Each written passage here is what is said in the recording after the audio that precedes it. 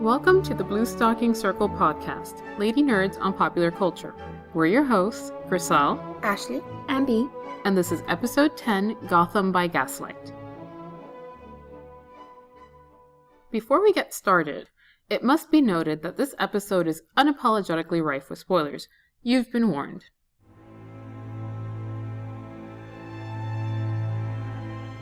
Jack the Ripper meets Batman. Why?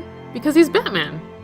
The first title in what would become the Elseworlds series, Gotham by Gaslight, a one-shot comic written by Brian Augustyn and Mike Mignola, and published by DC in 1989, takes billionaire playboy Bruce Wayne and sets him amid the backdrop of 19th century Gotham, a city marked by all the anxieties of fin de siècle America, fear of decadence, cultural change, advancements in technology. Sound familiar? The comic takes our hero and plays on his abilities, establishing a clever backstory for his detective skills by placing him as a student of Dr. Freud's, and effectively weaving fact with fiction to spin a tale of horror and mystery. A sequel to the comic, also a one-shot, followed in 1991. Master of the Future takes a slightly more dramatic turn with a retired Batman drawn back to crime fighting when a new villain threatens the peace. It more heavily relies on the Batman/Bruce Wayne dichotomy than Gotham by Gaslight and adds a romantic element that was missing from the first. The film takes the best of these, in my not-so-humble opinion, and adds dimension to the original plot, developing a villain with deeper motives and playing on the history of Batman canon to great effect. The cameos are the best. And then there's Catwoman. Before we dive into the story, let's see what our newbie can tell us about Gotham by Gaslight. Gotham by Gaslight is essentially a Sherlock Holmes story, except we have Bruce Wayne playing the Sherlock Holmes character. Gotham is a substitute for London. There are all the Victorian elements that you would expect in any Sherlock Holmes story. There's the whodunit. There are the bumbling and ineffectual detectives. There is a number of red herrings. And finally, Sherlock Holmes comes up with a clever way to nail the villain without taking too much credit to himself, because he doesn't like credit. All he wants is to play the game himself, just like all Bruce Wayne wants is to bring his parents' killers to justice. That is a very astute synopsis. That was my takeaway of Gotham by Gaslight. That is a good takeaway. I will add, just because this is something I realized when Ashley was doing her synopsis originally in the newbie first impression, what she thought this movie was about is essentially the plot to Batman Ninja. So if you want to see that film, it is a little crazy. But I'm so intuitive. And so Japanese, and exactly what Ashley thought it would be. So I described the premise to something I didn't even know existed. A completely different thing that you didn't even know about. Oh, I'm going to watch that because I'm so smart and I like being smart. So let's dive into our origin stories. By now, we all know that I'm a Batman fangirl. My history with The Dark Knight dates back to my early years, namely the Batman movies and the animated series.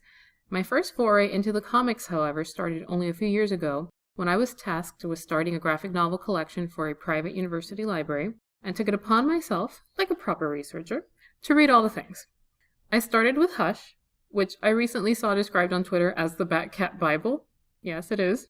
And moved on to the rest. I don't love every iteration of Batman, but I like the idea of the character, especially when he plays detective. Gotham by Gaslight was not one of the works I read during that period. In fact, it wasn't until the film was announced around, I think it was early fall 2017, that I even learned of its existence. But when I saw the previews, I knew I was ready. Batman in a gothic Victorian Gotham? Sign me up. I had really high hopes after those previews, and they did not disappoint. Like Superman, I knew Batman because he's always around. I think I vaguely remember watching the animated series on Saturday mornings once in a while. There was one episode where Poison Ivy tricks him into being like her husband in an alternate kind of universe, and they're like babies in jars, plant babies or something. That's really all I remember. I don't know what you're talking about, but this sounds conceivable. It was a thing, I think. I'm pretty sure. My brother is a huge fan of Batman, so as an adult, as he's read more and watched more, I've been more exposed to the character, but I still don't really know anything beyond the basics. Except, I know now that there are multiple Robins. I didn't know that as a kid. It was just Batman and Robin. And I know there's a Batman movie where the Batsuit has nipples. Right? There is. Okay, I just think that's hysterical. I don't want to watch the movie. I just want to say, no, the Batsuit has nipples, because it's not a sentence I can say very often. You never saw Batman and Robin? The one with the nipples? No! That's the one with the nipples. I just know because everyone talks about it because they're like, what's going on? Cher from Clueless is Batgirl, and you never saw Batman and Robin as a 90s kid? This was the biggest event for 90s kids. True story. It was the first Batman I ever saw. I know Schwarzenegger was in one. That's the one. That's the one, yes. I passed by There are the some TV. iconic scenes involving the word freeze.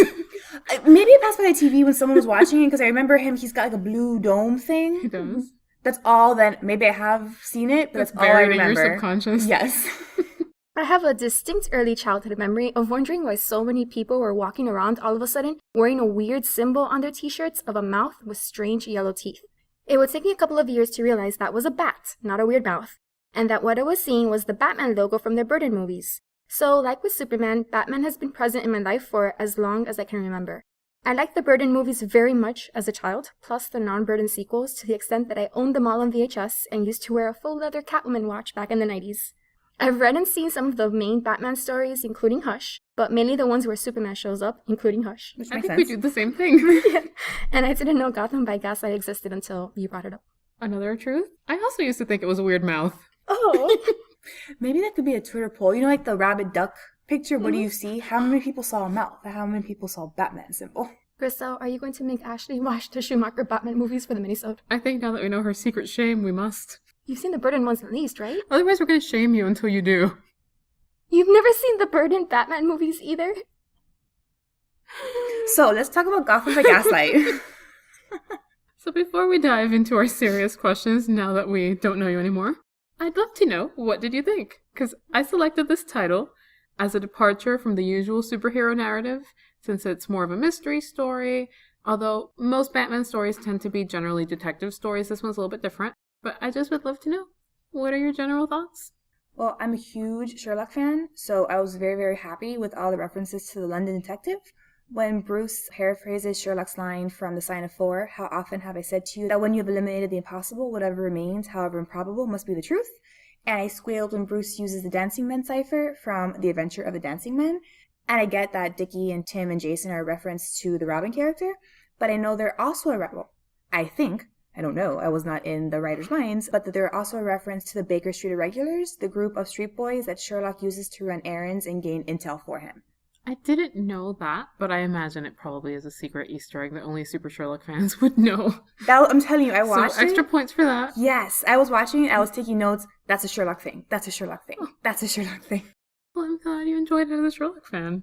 Now, in our Superman episode, B mentioned that there would have been the possibility of musical acts once upon a time.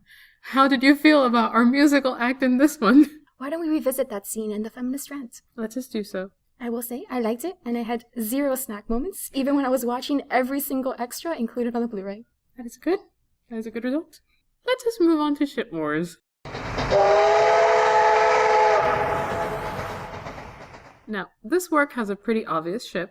The sequel to the original novel pairs Bruce Wayne with a fiancée named Julie, but we all know there's only one OTP, and that is BatCat. Please don't at me. I will run away. Don't do it. So, I had a clear agenda when I set up our syllabus, namely to honor that wily feline, Catwoman / Selina Kyle. More than Batman, I love Selina, and I'm thoroughly convinced that every story is 110% better because of her. Among the works that I had you read were selections from Tim Hanley's The Many Lives of Catwoman, one of my favorite books on the character, and Tom King's Batman issue 44. I selected these two works in particular because they do an excellent job of placing the character within the canon and establishing her role as a morally gray, sometime villain, sometime hero, who always manages to stir things up. I'll save most of my Selina and Gaslight discussion for the feminist rant section, but let's discuss what you thought of the relationship as depicted in the film versus what you know of the character in the Batman universe, except for Ashley, who knows nothing about the Batman universe, and therefore cannot take part in this discussion. Okay, but this is true. I know nothing of her character, but could we describe her as the DC Comics Jack Sparrow? That's the link that I'm making in my head. She's essentially a good person, but she changes sides when it's convenient to her depending on the situation and what she wants to gain, and she likes sparkly things. Wouldn't Irene be a more apt comparison? These are Which both Irene? good comparisons. In the original series, she's someone who had a relationship with the King of Bohemia, got thrown over because she was an actress, so her actions in that movie are just to safeguard herself against future retribution by the king. She's actually not a villain at all. she outsmarts Sherlock, so that's why people tend to extrapolate for the movies to give her more agency, since there aren't a lot of female characters, to be honest, in Sherlock. That's one of the biggest things about it, but given what I'm Product writing. of its time. Right, but Irene actually is not at all related to any superhero character I can think of, and not at all related to any of her many iterations in any Sherlock series. So that's why I will take the Jack Sparrow comparison. Why I thought Jack Sparrow. I can see this. In the first movie, essentially, yes, she does have elements of her personality that are very self-interested and very selfish, and she is likely to change sides at any time, and sometimes will come back and sweep in and save the day. But sometimes against her will. But sometimes not, if she can't be bothered, because she's too busy. Mm-hmm. Okay. I can take this. I, for one, find that the addition of Selina added to Gotham by Gaslight really added to the plot. I enjoyed the comic when I read it, but the story was a little dry and lacking for my taste. And some of the more human elements from Master of the Future are woven into the film adaptation, which I enjoyed, particularly the World's Fair and the romance love of the city subplot as a motive for taking on the cowl by Batman. But I find that adding Selina's character to the movie really adds extra depth to the film as a whole. Oh, I agree. In the Gotham by Gaslight first half of it anyway, there's no real female characters. No, at all. That speak at all. So adding Selina and then adding Mary Mahoney, yes, the older woman, and Sister Leslie, I actually enjoyed all those female voices that are in the movie because I didn't find them in the graphic novel. And can I just ask why, Julie, is there any particular reason for not putting Catwoman in the story, since she's, So in the original Batmans, like the very first Batman, when he's, I don't know if it was in Detective or when he was in the original Batman, because my Batman history is somewhat lacking, but he was originally engaged to a Julie. And if I recall correctly, in Batman #1, which is when he first had his solo title, at the end, when he's been flirting with Catwoman, Robin kindly reminds him, hey, don't you have a fiance named Julie back home? Interesting. Okay. I guess if we're making it, here's Batman as the savior and the whatever he wants to be, you can't have him emotionally cheating on his fiance with another woman. Yeah, especially I think for the setting. Right. Yeah, they could have easily used Selina. At the time in the 80s, I don't know how used Selina was as a character. There's a period, and Tim Hanley's book goes into this in detail, but there's a whole entire decade or two when her character is not present in anything. She kind of got discarded and pushed to the side, and then came back in the 90s. And especially with the Tim Burton movie, her character made a big return because it just sold that movie so well that they wanted to bring back the character and revive her. So there was a whole period where she just wasn't used, which could be the reason why they went with Julie as a throwback to the historical Batman story, and just because it was a safe character to use. So now that we know that Ashley knows very little about anything, what do you think, Bea? As someone who saw the Batman 90s movies on a loop, basically, all my childhood, I've low-key shipped Batman and Catwoman since Batman Returns, and I like power couples, which they are, and they're both equally messed up. They're balanced, which is important to me. This is not a Rochester Jane Eyre situation. This is a two Rochester situation, and I can ship that. They're fine, I guess. They're perfectly fine. They love each other, I guess, I think, and they're all emotionally entangled, I guess, I think, and they seem to like each other, I guess, I think. I had no, unlike Superman was, as we have discussed, but I love Lois. I didn't have any strong emotional reaction to Catwoman. I almost kind of thought that it isn't what I saw. So is this literally your only exposure ever to Catwoman, though? Other than the really, really horrible Halle Berry movie, which what? I understand. No, you did not see that movie, but not see the other movie. Of course, because I love bad movies. I love bad movies, and I felt like watching a bad movie, and I was like, what's the worst movie they can find on Netflix? Catwoman. Batman and Robin is the archetypal bad movie. Yes. It is the bad movie to which all other bad movies aspire. It can't be as bad. No, Catwoman walking around. Even I know that a cat burglar cannot do her cat burglaring in 4-inch stilettos. Is it because she won the Razzie? Is this why you watched this? That might have been why. I enjoy bad movies, but I am not using her Catwoman. I understand that exists in its own horrible little bubble. That's fine. But other than that, nothing ever but the tiny little snippet of an alternative story. She's fine, I guess. I don't have any emotional connection to her. She almost kind of pops in as not a Mary Sue, but she She comes in and she has all these skills, and I guess so does Batman, but he had money unless she was also a billionaire, and what's her backstory, and she's just there to be It's good sassy. that you point out backstory, because we will discuss backstory, which you know nothing about, so I will give it to you. Okay, because it kind of just seems that she's just there to be sassy, and okay, he falls for a sassy girl because he's all dark and twisted, and he has no one to be sassy to him because he lives alone in his house like a little hermit. Because he's got no parents. Because he has no parents, but he's got money. I think what we're seeing here is the importance of prior experiences on our reactions to this movie.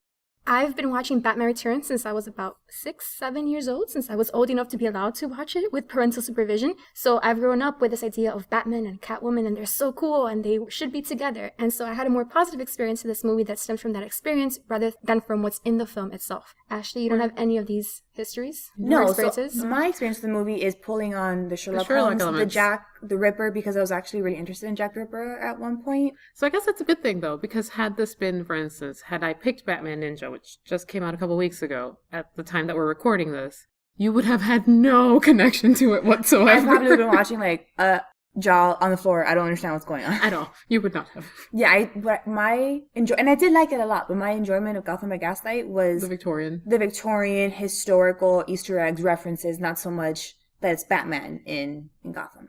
I can take this. So we've strayed a little bit, but before we move on, final question before we get into our feminist rant, because I think that's where the bulk of our discussion is going to go.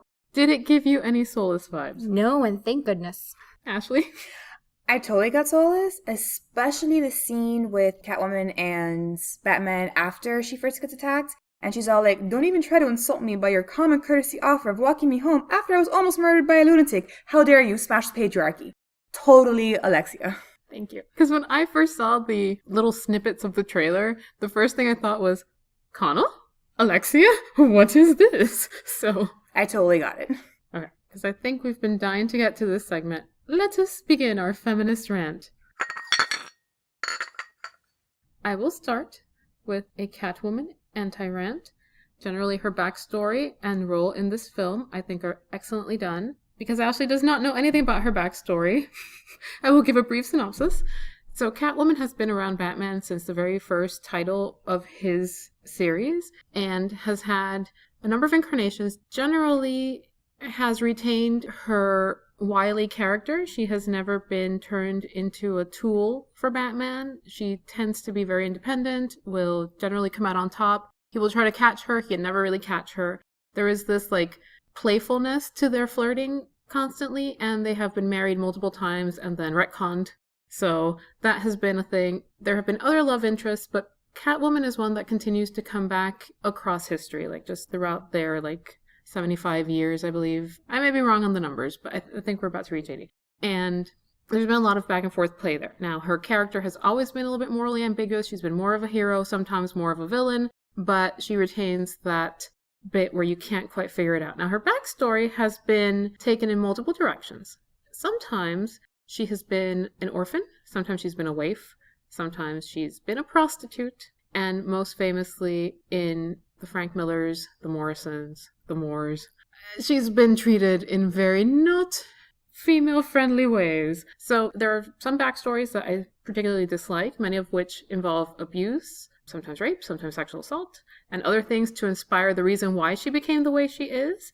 This particular film gives her a really good backstory, I found. And given the history of the character, they could have gone in so many ways, but to explain why she has skills with her whip, why she has her own business, it gives her a backstory involving the circus, which is more like Dick Grayson's backstory, who is Robin, who has a circus backstory, than the backstory that has been come to be known for Catwoman in most recent times. So now that you have a little bit of history on that, there are still things to discuss involving misogyny as a plot device, not least of which the fact that this is a Jack the Ripper style murder mystery and your whole premise is based on killing women.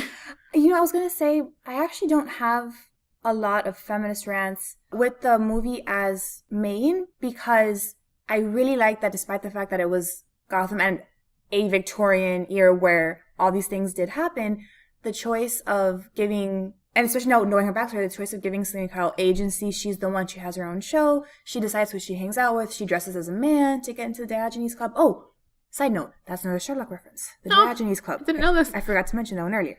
But my rant, like what I was getting upset about was watching, once again, the depiction of women in that time because it was true. The fact that Harvey Dent has a wife and it's totally okay for him to try and get Selena to be his mistress. But when she chooses to spend the night with whomever she wants, she's breaking no, holy matrimony vows. He turns around and calls her a whore. Mm-hmm. And later when she's trying to find Commissioner Gordon, they're all, oh, well, you're going to have to find someone else to pay your way tonight or some other trick. Something in relation to, oh, well, you're a singer and you're a woman and you don't fit into one of the categories of either daughter or wife that we like to have you, so you obviously must be a whore. Mm-hmm. That got me upset, but I understand and I actually appreciate that they depicted that in the sense that that's how it was for women back then. So my feminist rant comes from, God, people are horrible, men were horrible to women in the 1890s. But I do like how the movie showed women, like I said, especially in relation to the graphic novel, there are more female characters in there, which I thought was interesting. No Sister Leslie, and showing her in a positive light. She's the one that raised Bruce. She does what she wants. She stands up to the guy, the big burly one, Oliver or something.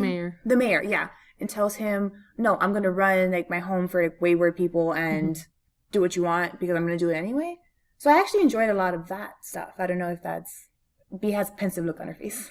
Maybe it's like the Supreme Court's definition of pornography. You know it when you see it. There were certain things here that I find it difficult to articulate just why they bothered me so much, but I know it when I see it. For example, Poison Ivy's treatment in this movie. She was depicted in the beginning as a burlesque dancer, I suppose would be the polite way to phrase it, and then she's immediately murdered. She's treated simply as a victim, despite her being a major part of the Batman mythology.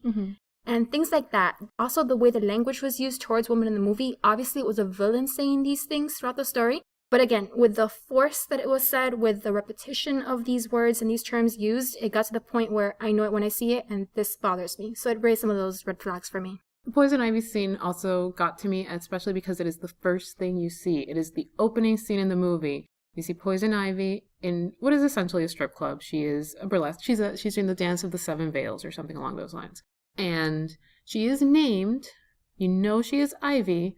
They could have easily not named her. I don't know, would this have made it better or worse? But the fact that she is a named character and is so quickly discarded is one of the things that bothered me about the scene. However, it being a Jack the Ripper story, you kind of expect it to happen, but it's very gruesome for an animated film. It is an R-rated animated film, so going into it that it is going to be violent, but it is very stark in its violence, especially because I feel the way that it begins and you're just kind of drawn into the scene and she's taken into the street and she's playfully trying to engage this person who's following her, and then it turns very dark very quickly. See, it didn't bother me at all, and I don't know if it's because I have no connection to Poison Ivy, so I saw it as, oh, cool. Instead of just it being a random burlesque dancer, I saw it as, oh, here's a little reference to the Batman universe. Obviously, you can't have everyone in because modern day Gotham is not the same as Victorian Gotham. So I thought it was nice, again, is a bad word, but I enjoyed it being a reference that I understood. Knew she was Poison Ivy, she's the plant lady. And it didn't bother me. As soon as it opened with Jack the Ripper, I was like, oh, women will be murdered horrifically. Is that great? No, but if it's a Jack the Ripper story, you have to have it because if not, it's not a Jack the Ripper story. Yeah. So to me, I was like, oh, sure, this is exactly how this is going to open because that's what he did in Whitechapel in 1888 to these people. So I feel like that's the harder thing to tackle. And I think that's one of the more problematic things about it, that do you draw the line because it's a known character or not? And for me, again, yeah, it's a Jack the Ripper story, so I know that this is what I'm getting into. And I don't know, would it have been better had it been an anonymous death or not? Is it worse because it's Poison Ivy and those of us who know the story kind of feel some attachment to the character? It's a little difficult to tell, but reconciling the fact that you're going to watch a movie where a lot of women are going to get murdered is always a little hard as a feminist. One of the things that stood out for me in the movie as well was the use of fridging, specifically in regards to the Leslie character. Now, I've used the term fridging before, but I should probably define it at this point. It's shorthand for woman in refrigerators, which was a term created by the writer Gail Simone, who has written many Batman-related stories. But she's best known for the Birds of Prey series, I think. And it's referring to an incident in Green Lantern number 54, in which the Green Lantern at the time, Kyle Rayner, found his girlfriend had been murdered and stuffed into his refrigerator. Over the years, it's become a sort of shorthand for a type of plot device in which the male hero's love interest, who's in these cases a woman, is murdered to give the hero some sort of motivation. I used it last time in our minisode in reference to Injustice, in which Lois is murdered not because she has a story and she gets in trouble, as in Brave New Metropolis, not because of anything she does, but rather as an excuse in that story to give Superman a motivation to turn over to the dark side. In this case, in Gotham by Gaslight, we saw it with their murder of Leslie. Leslie was another victim, and her death ultimately did not have a greater purpose in my perspective than to give Batman a personal connection to the murder victims, in regards to the fact that this was someone who had raised him, as far as the movie's concerned, and then propelled him to solve the mystery further, to be more determined. The book did not have such an incident. The victims in the book were all people that were not personally connected to Bruce Wayne. He does not need that motivation to solve this crime, because that's what he does. He's the world's greatest detective. He's going to solve it regardless of who is being killed. So I thought that was an unnecessary addition in the movie that, again, didn't sit quite well with me because of this woman in refrigerator's history. So when I think of fridging, I take it a little bit differently. It is commonly used, yes, as like the love interest who is killed in a way to like drive the story and move it forward. I think of it more as any female character, sometimes not necessarily the love interest, who is quickly discarded, which is why my issue with Poison Ivy, a lot of times not named female characters who are used just as plot devices and have zero agency. And in Batman in particular, there are a lot of women who get fridged in the early issues. Catwoman not being one of them, but there are a lot of female characters that will interact with Batman and be killed off or become a victim to the Joker or whoever. And they're often unnamed. Sometimes they do have a name. There's one character that Tim Hanley mentions called Queenie, who was very quickly discarded and used just for the purpose of moving Batman along. He's completely unaware of her existence, so there's no emotional attachment for him in connection to her, whereas she seems to have some connection to him. So I take fridging to mean more than just the love interest, but just any female character who is used strictly as a plot device and quickly killed off. Her purpose in the plot could have been eliminated. Had you not had that character, the plot would have continued without a hitch. I agree, and I do want to clarify that I don't think that Bruce Wayne was having an affair with Leslie. No. I was not defining Leslie as his love interest. It just so happens that in most of these stories, the only women present are in the role as a love interest. In this story, that was certainly not the case. Mm-hmm. She was his guardian. There were many women in the story who had different sorts of connections or no connection at all to Bruce Wayne. I do feel like in this particular story, I find Poison Ivy's character to be the character that gets fridged as opposed to Leslie. I take Leslie more as a martyr than a victim, because she does stand up to him. She sees who he is, and she knows why he's been killing people. It's because of this idea that she has been letting in the riffraff and the trash. So I take her character in this particular instance more as a martyr than a victim. I find that the victim is Poison Ivy rather than Leslie in this particular one. Now, one of the other items that I had you both read, since I've now mentioned the Tim Hanley one more than once, was the Batman 44. Also as a low-key way to introduce you guys to the history of Batman and BatCat, but apparently as a whole primer for Ashley, because she knows nothing. But, so in Batman 44, we see two simultaneous but separate storylines, one of which is Batman reminiscing about his history with Catwoman over the years. The other one is Catwoman seeking out her wedding dress. And the reason I did select this title was just because of that history of Batman and Catwoman overview that you get. So, any thoughts on how that might elucidate the relationship? It would have made a lot more sense if I had read Many Lives of Catwoman before I had read that issue. I didn't understand any of the references. And then when I read the book, I had to go back to it and realize, oh, that's what this was referring to. Oh, that's what that was referring to.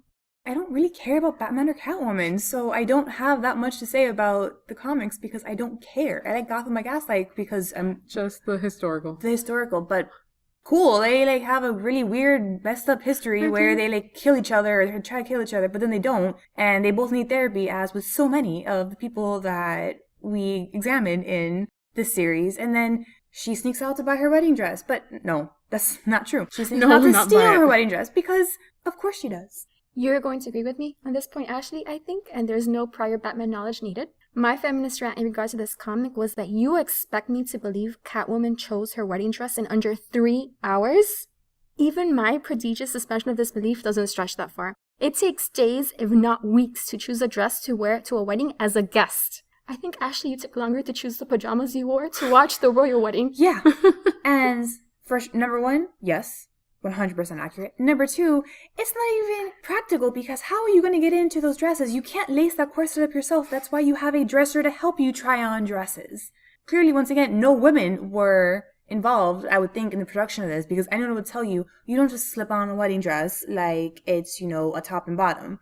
You have corsets and you have underthings and you have people to pin you in and strap you. I understand that Catwoman is probably a size 0, but normally you can't just pull a dress off the rack. They have only certain sizes out and they have to go back to the back and get them for you. And I understand that she's super cool cat burglar, but she really knows in a huge warehouse where to find all the dresses in her size. In the labyrinth, I've seen say yes to the dress. How you have to go back there and find stuff. There's no way. I will correct you on one point. The entire arc of the Catwoman side was a woman artist who did the whole thing, which is actually one of my anti-rants, because I don't know if you noticed this, but as she is trying on the stuff, it was just so subtle, but there are moments where she's adjusting her cups, and I'm like, that's so feminine. No man would know this. I did notice that. Okay, that's fair. I did notice the little things and how she would hold it up in front of her, and she's holding it up where it needs to be, not let me just hold the top of the dress down here by my pelvic bone, and that's not how any woman looks at a dress in the mirror to see if it's going to fit her right. So that's fair. That's not how wedding dresses work. As a fast shopper, I would definitely buy my dress in under an hour, but that's just me. I see it, I know. But either way, one of the things that I do like from this particular arc, for those in the know, are that she picks out the dress on her terms, which I think is a very important factor. And because you guys haven't read this series, and so it's not something that really resonates, there has been a lot of discussion in the fandom, as many things happen in the fandom, about, if she would lose her agency, should she get married, would she not be a thief anymore because she's marrying a hero, and the fact that she chooses her wedding dress completely on her own terms, in her own unique way, I find to be kind of progressive. So I do like that she chooses the black one. That's cool. I have a thing against white wedding dresses. I think it's dumb that everyone wears a white wedding dress only because Victoria wore it to hers in 1839 or 40 or whatever. And, it was only 160 years ago, and yet, God forbid. It's tradition. God forbid that someone wears a dress that's not white or ivory or cream. So I did appreciate the black lace. So now that we're done ranting, let us go into Catharsis Corner. I will allow this segment to go in any direction you both want, but I will start by giving an anti-catharsis, which I think ties in nicely to some of Ashley's points about the film's historical elements. I found that it really takes a really good stab at creating a Victorian Gotham, and especially one with some minor steampunk elements, but the gentlemen's clubs, the World's Fair, the class issues, the question of low-born versus high-born women and how they're viewed in society, those are all very true to the historical realities of what would have been a Victorian New York or a Victorian London. And then the Robins, which Ashley has now given us a Sherlock lesson on, because I did not know this, but just the Robin cameo, the way in which Arkham is depicted is very true of what a Victorian asylum would have looked like, which is horrible, but realistic. And just the brutality of what a Victorian metropolis type city would have been like. Metropolis in the sense not of Superman, but just a metropolis. But, it would have been not a nice place to live in. There would have been poverty. There would have been dark and grimy streets. There would have been prostitution. There would have been murder. So I thought it did a really good job at establishing historical truth in an animated movie. And things are so different now. I know. I totally agree. I just have a specific grievance with Batman and his lack of detection skills. After his first encounter with Jack, he tells Gordon, in that scene where he pops up in his backyard, that Jack is 6'3" and is 250 pounds, and he's an experienced fighter. Number one, there can't be that many men around who fit that description in Victorian Gotham. And number two, the man you're looking for is literally standing in front of you. You are describing the person to whom you are speaking. No bells went off. Nothing triggered, maybe the London detective who taught me so much. He would have been like, let me walk away from here and then circle back and investigate further because he seems like a prime suspect. Especially when he later then finds the Diogenes pin and there's only certain men who can have that. How big a club could that have been, really? Especially when you compare that to the 6'3", the physical description. It should have taken all of, 5 seconds to narrow it down? This is true. I'm just saying Batman, the world's greatest detective? No. The London Detective still has that title all to himself. The lack of detection is one of the biggest complaints I've seen regarding this film, that Yeah. they did such a good job at everything else, but they did not do a good job of creating a detective story. No, not at all. Especially when he says, oh, I studied with a friend in London. Like, it's an obvious reference to Sherlock Holmes. You didn't study with no Sherlock Holmes. Sherlock Holmes would have kicked your butt for not picking up on that. I think the funny thing is that, in taking the original source material, they altered it. They did do the Sherlock connection. In the graphic novel, it was Freud, so his studies were not so much detectiving as the mind. So they took a few turns there. I do excuse it in the sense that, should he suspect that it's Gordon, maybe he just doesn't want to believe that it's Gordon. I don't want to believe it was Gordon. The London Detective says The London Detective says, set aside your feelings, you have none. you have no feelings. You can only be directed by the facts of the case. And Drugs? when you said Doesn't he also take opium? only in the early stories, that habit dies out later. That's a 7% solution of opium and cocaine. But in mentioning Freud, that was another thing when I was reading the graphic novel. I was like, okay, this is not steampunk where people just show up. Clearly, anybody, especially as a reader, I know that anybody in the beginning of the story that's coming from London, the killer is going to be on the boat, because there's no way it started when they all came over. So obviously it has to be one of the people. I did enjoy that 2 of the characters mentioned on the boat were the Duke of something and the Queen's physician, because They're tied to the original. those are both suspects in the original case. But I was like, it has to be either one of those 2 or the uncle, because that's all it could be. Once again, the lack of detection skills. Bruce, who else, when you went to Gotham, who was there with you? Could you not have narrowed down the possibilities of who showed up at the same time that the Ripper did? You know it wasn't you. Who else was it? Just throwing that out there. Especially in the novel he studied with Freud. Psychology. Hello, Psychology 101. B. The graphic novel, as Ashley states, the murderer was incredibly obvious. In the movie, I was surprised and I was outraged. Commissioner Gordon, what? Hasn't he been Batman's stalwart supporter since day one, his man on the inside who never fails him? He has. And that was the big reveal, and I tried so hard to not let it slip at any point when I was writing up the notes for this episode, because I didn't see it coming at all. You can't believe that it's him. It's just so out of left field. But I do think they did a really good job of casting him as a villain, because you don't want to believe that he is. But he's got some twisted reasons why he's evil.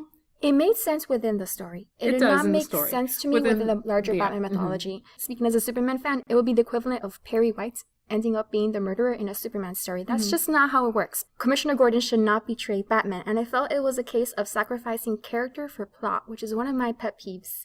It was an incredibly shocking twist. I did not see it. But at the same time, I think it sacrifices Gordon's character. His main quality, speaking as a casual Batman fan, is his faithfulness to Batman. Not always. Depending on which arc and which writer you're reading, sometimes he's in different positions. Sometimes he's in a bind and he doesn't really support Batman, but has to kind of like on the sly let him go. So there have been some issues in their relationship over the years. He's never been a full-blown villain that I know of. See, and this is kind of, I guess, my same thing with the Poison Ivy opening.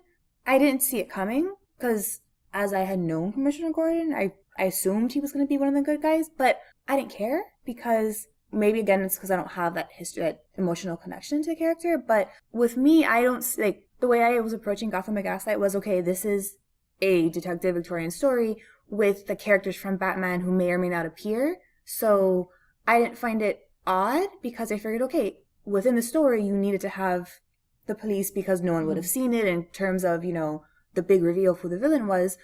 Okay, just like Poison Ivy, to me, was a reference. You know, the plant lady. Having Commissioner Gordon be the one who's Jack the Ripper was more of a, oh, that's a cool reference back to the original Batman story that even I know, you know, very superficially, than it has to carry all the characterization over.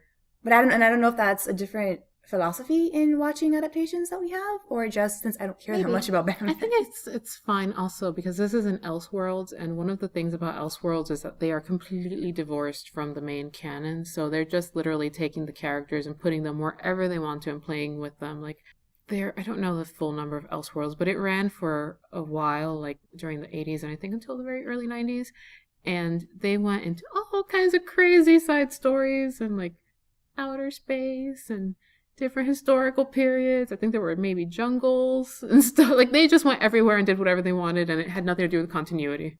And there is my personal favorite. Yes, Tyrone, there is a Santa Claus, which ends with Superman punching Batman in the face in front of 2 screaming children. But I thought the characters of Gordon and Barbara in Gotham by Gaslight were more equivalent to the traditional Joker and Harley Quinn role in Batman, as opposed to the actual Jim Gordon and his wife. That's fair. I can That's see. true. I will say that I prefer the villain in the film over the graphic novel, especially for the misogyny. Like, despite the fact that in the film he is still just a murderer killing all the ladies, in the graphic novel it is because he was spurned by Martha Wayne when they were young before she got married, and I think we've had enough of that. I agree. Oh, definitely. I thought that was really dumb. A larger grievance I have, and it's not the fault of Gotham by Gaslight, because like I said, I really enjoy it. It's a fault with Batman. Like with Superman, I think he's just kind of boring. Like, when he was trapped in prison, I was like, oh my god, you have to get out, because I was so worried about you. I was like, oh, you're gonna get out because you have to get out. But, you're in prison. I've gotten more worked up about puppies and commercials than I have for Batman. Like, I don't know, he doesn't do anything for me. I don't know, I know, obviously, BatCat shipper, I don't know, B, if you like him, don't like him? Is this a Superman versus Batman thing? I used to love Batman as a child, from the animated series and from the Burton movies and the non-Burton movies. The older I get, though, the less I like Batman. He seems to me right now to be the epitome of privilege of any and all kinds and toxic masculinity. He has this go at it alone, hide your feelings, express yourself through violence way of acting that's idealized in our society to some extent, and that's incredibly troubling. So, I don't know, Grisel, you like him to this day. So I can comment on both these things. I don't like all the Batmans, and there are a lot that I do find boring. The Dark Knight Returns, not the film, the graphic novel, is one of the Batmans I seriously dislike, even though it is held up as like the epitome of all Batman things. It is both toxic and boring, so I can agree with both these things. There are certain writers, as I mentioned previously, that I, in generally, just eschew. I want nothing to do with them, because I know getting into it that it will be a storyline that hits all my triggers. It will be highly negative towards women. It will be extremely toxic. It will be the Batman who is like, I am the knight. I do it myself and nobody else. I don't know why this sounds more like Dracula than a Batman, but that's not what Batman sounds like. We'll go with it. But there is that Batman, and that is not the Batman that I particularly enjoy. I have mentioned previously that I like him better in team-ups, and I like him particularly in the current run because I do like what Tom King has done. I have enjoyed other works by Tom King, and he tends to add nuance and emotion to his characters that I feel other comic book writers don't always focus on when they're writing superheroes. So that's why I particularly love this run and have been enjoying it from the very beginning. It's very emotionally powerful. The Batman 44, like half of it is a silent thing, half of it is just memories drawn from old comics or in verbatim from the old comics, so it doesn't really show that level of depth. But there are a lot of Batman stories that are heavily toxic. The Killing Joke is one of those that also is held up as this epitome of like, this is the best. I hate that story. I refuse to read it.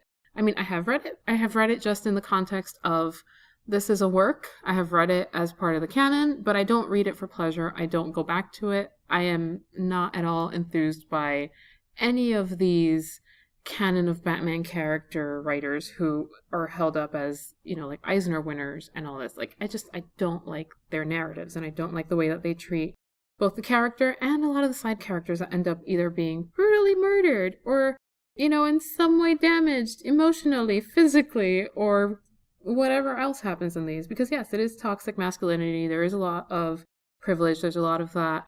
I must be on my own because I can't have any emotional connection to anyone. Whereas there are other series where he's got a family. He has a kid he's raising as a single dad. He's got Alfred, who is the parent who raised him, who he loves.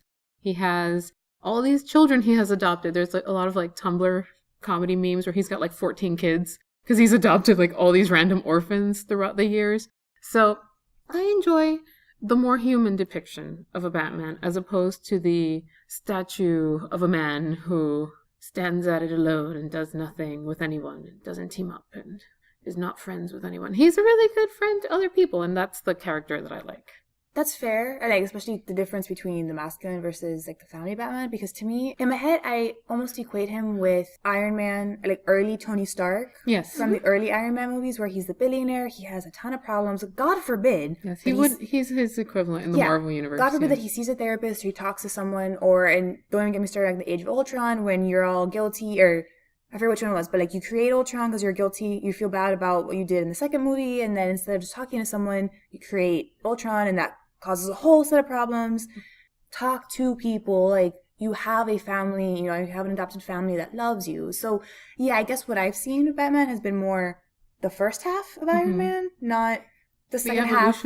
The evolution, right, when he's getting engaged to Pepper Potts and he wants to get married and have a family, and he takes care of Peter because Peter's his adopted kid, mentee kind of relationship. So I don't care for Tony Stark one way or the other, really, but I find him much more palatable because he's charming and he's pleasant to watch. And I only know this from the Marvel movies. I haven't read any Iron Man comic books. This is only based on the Marvel Batman universe. Is gloomy. I don't want to spend time with him. I just don't want to be with Bruce Wayne. I think that's true. At the very least, Tony is charming. I don't want to hang out with either one of them because, especially in the beginning, Tony's just a jerk. But I can watch more of Tony, I think, than... It's fun. It's fun to watch him because, especially since he's going to have that arc. He might take 18 movies, but he will have that arc eventually. Whereas Batman is just kind of like, yes, we get it. You're sad. Your parents are dead. Blah, blah, blah. Darkness. When they're self-aware, it can be really fun. For example, we were talking about the Lego Batman. That Batman has all these qualities to 11, but he's so much fun to be around because the movie is aware of this and it makes fun of these tendencies. This is true. Now, speaking of broody men, would we then say that Bruce Wayne is the DC Darcy? No. Okay. Well then. Bruce Wayne is not an Austen hero. He's not a Darcy. He's not a Wentworth. He's not any of them. Bruce Wayne is a Bronte hero. He is much more at home among the Rochesters and the Heathcliffs than he is among the Darcys and the Wentworths. Yes. You could not fit either Batman, or definitely not Batman, but neither Bruce nor Batman could fit in a drawing room in Regency England talking about, going hunting and the 3 courses that your fiancé has ordered for your dinner.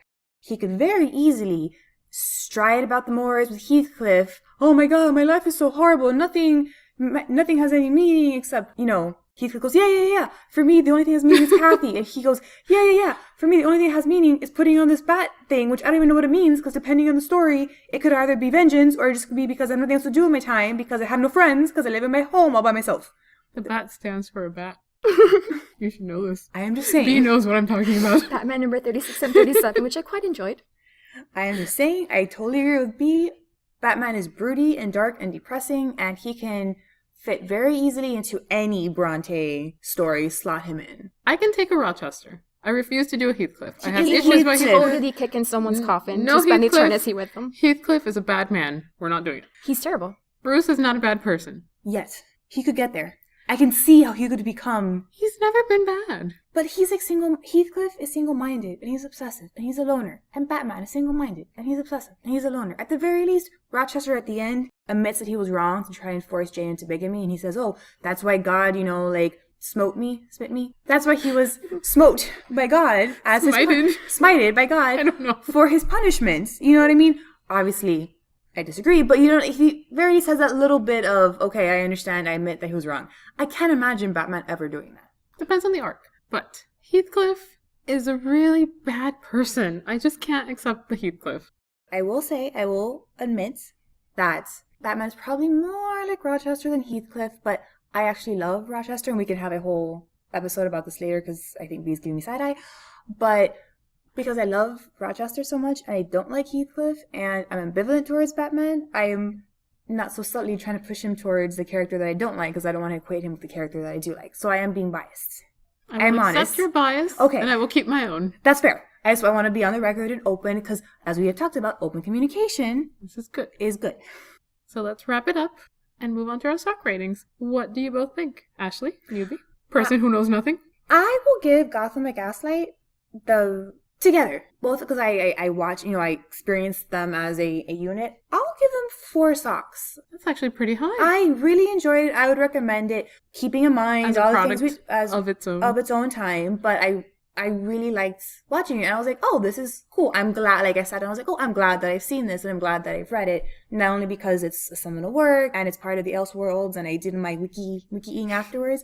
I really enjoyed experiencing it. So I think 4 stars. I think you gave it a bump because of all the Sherlock Easter eggs. Look, the Fifth Amendment says I don't have to incriminate myself. So I'm just not going to respond to that. I'll give it a 3.5. That's also pretty high praise. I will give it a 4 because I enjoy it both as a Batman product and as its own thing. However, I am not giving the graphic novel a 4. I will only give it a 2.5. I have to admit, the first time I went to read it, I quit after a couple pages because I found that one boring. So I came back to it to do my own homework.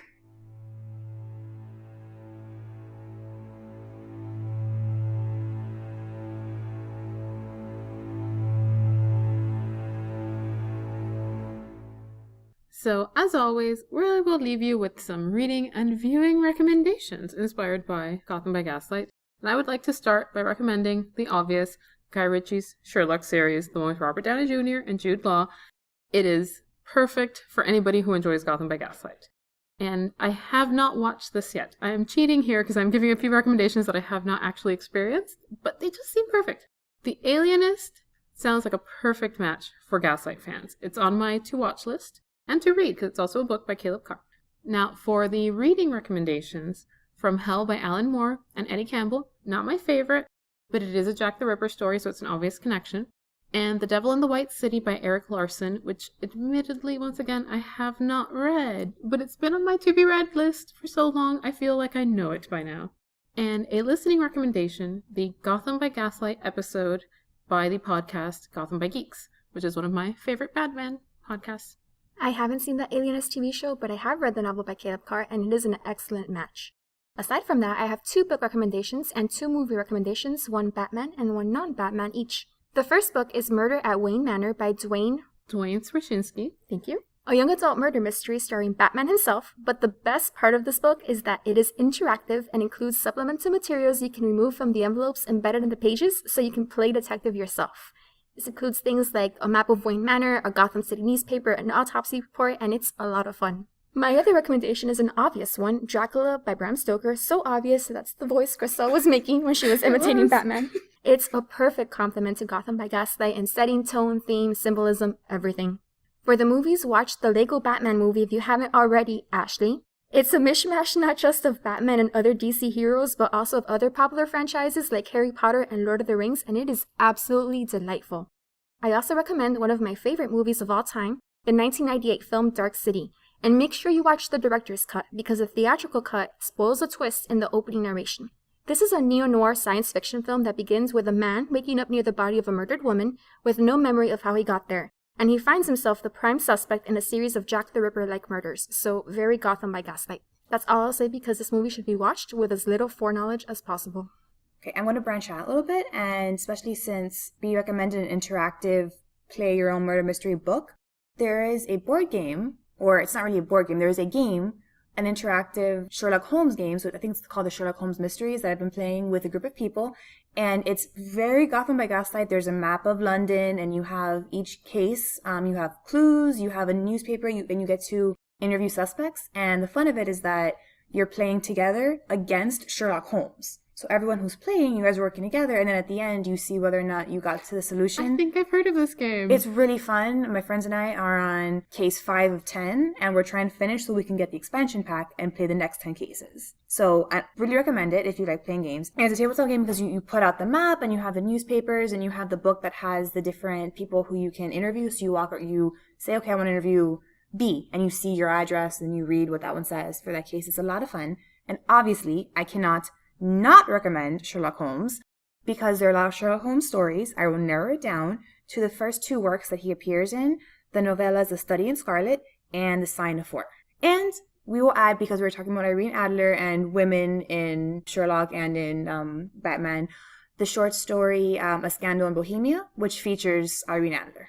I will have to catch up on the actual Sherlock Holmes stories. That's my secret shame. That concludes this episode of the Bluestocking Circle podcast.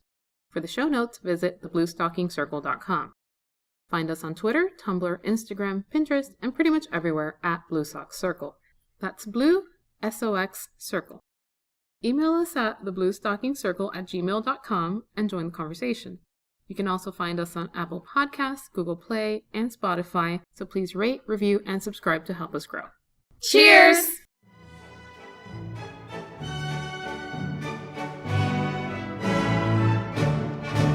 I think we should say this on the record, how Ashley has seen nothing. Well, we're recording, so go ahead. Mock me. Mock me mercilessly. We had a very long segue off the record, but it must be noted that Ashley has seen nothing related to Batman, including Lego Batman, which is a shame. It's a travesty. That is the best Batman. I told you in my origin stories, I haven't seen a lot of Batman. Well, we all say these things, but we don't mean it. I wasn't exaggerating. She doesn't even know the Darkness No Parents song. I'm assuming it's a Batman being emo. We need to demonstrate. Darkness, no parents. Continue darkness, more darkness. Is this to be psychoanalyzed, extreme consciousness with sexy music? This is his id.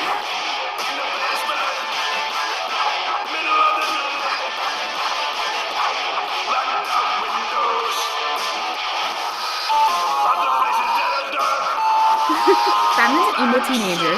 I refuse to look at him in any other way from here on out. You get it, that's just the first verse. No parents.